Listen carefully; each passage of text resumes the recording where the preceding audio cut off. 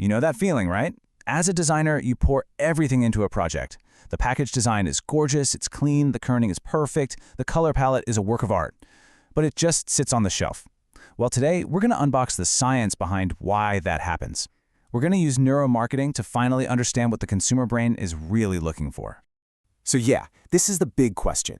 You can have two packages side by side. Both are just objectively beautiful designs, but one just flies off the shelf, and the other, well, it gathers dust. The answer isn't about what people say they like in a focus group. It's all about that subconscious, split-second decision their brain makes right there in the aisle. So where are we getting it wrong?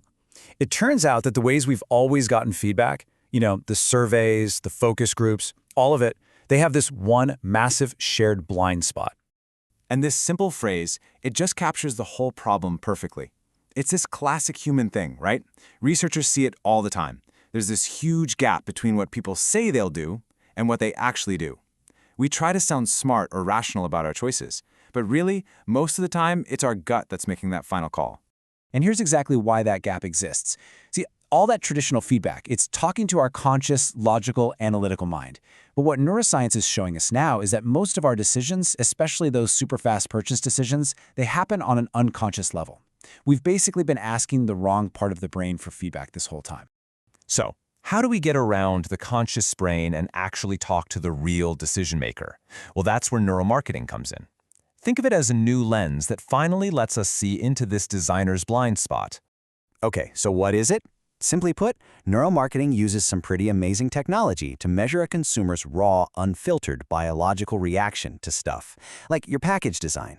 Now, this isn't about replacing your creativity, not at all. It's about supercharging it with data that comes straight from the source. And this model from psychologist Daniel Kahneman just illustrates it brilliantly. We've got two systems at play. Traditional marketing asks questions to System 2. That's the slow, conscious analyst. But neuromarketing, it's all about measuring System 1, that gut reaction. It's fast, it's automatic, and it drives almost all of our choices, especially when you're in a crowded supermarket aisle. That's the system your design has to win over in 3 seconds or less. All right, so this all sounds great in theory, but how do we actually do it? Let's open up the toolkit and look at the practical ways that you, as a designer, can start tapping into these insights. So here are some of the tools of the trade. And while some of these look pretty intense, like fMRI, the most practical tools for designers often measure things like eye movement and other physiological responses. These are the things that literally let us see what that gut instinct System 1 is paying attention to and feel its emotional reaction. Let's start with a really big one, eye tracking. It's pretty much exactly what it sounds like. We use a special device to record precisely where someone is looking, what they stop and fixate on, for how long, and even how their pupils dilate, which is a really clear sign of interest or even confusion. For a packaging designer, this stuff is pure gold. It gives you these heat maps and gaze plots that show you the real visual hierarchy, not the one you so carefully planned out in your Illustrator file. It literally maps out a consumer's scan path. It answers those critical questions like, is their eye going to the hero image first or the brand name? Is your beautiful logo just sitting in a dead zone that nobody even sees? Is that key benefit actually being read?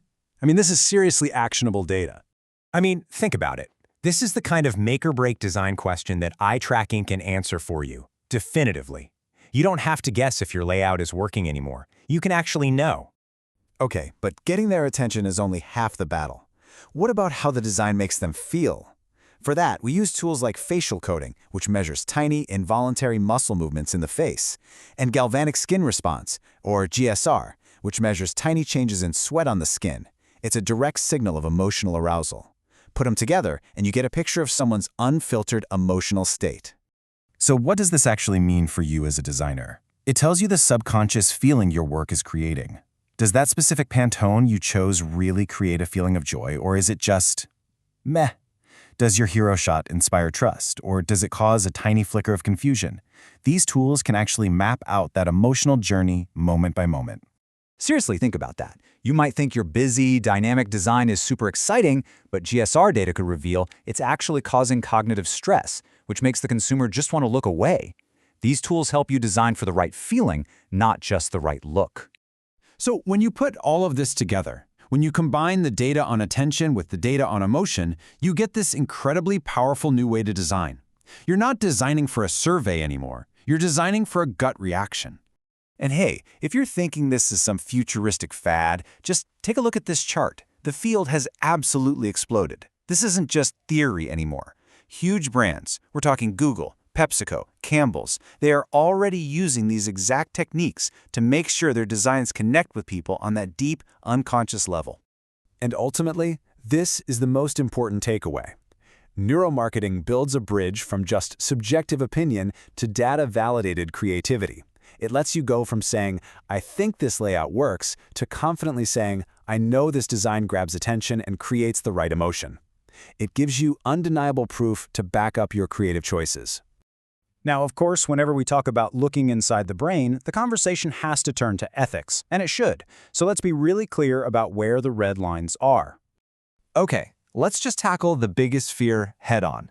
There is no magic buy button. The research is crystal clear on this. You can't use these tools to make someone buy something they don't want or need. The whole idea of mind control, it's pure science fiction. The goal of ethical neuromarketing isn't to manipulate people, it's to understand them. It's really a tool for empathy. It helps designers and companies stop guessing what people want and start creating clearer communication and better products that genuinely meet their unspoken needs. It's about reducing frustration for the consumer, not creating it. And that really brings us to the final thought here. As a designer, you now know there are two different audiences for every single piece of work you do, the conscious analyst and the unconscious gut. So the question for your next project is simple. Which one are you going to design for?